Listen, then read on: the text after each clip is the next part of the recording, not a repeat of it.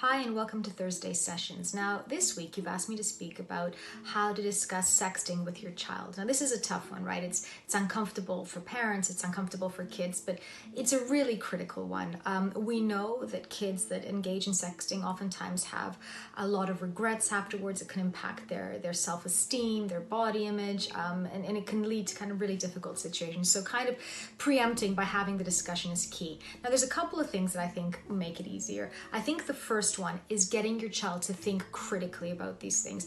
You know, most kids, especially when entering that kind of first relationship, they become very impulsive, and that's understandable. It's exciting, they're in love, you know, they feel that they want to engage in this way, they feel grown up, but giving them the chance to kind of think critically about, okay, so what happens next once I've sent these photos? What if they do get into the wrong hands? What happens if the relationship doesn't work out and I break up? Will I feel the same way in 6 months? So this idea of kind of projecting to the future and getting them to think about their future selves and take care of their future selves is really critical, and sort of couching it in that language that, you know, I feel this now, but I may not feel like that then. So I need to make sure I'm taking care of my future self.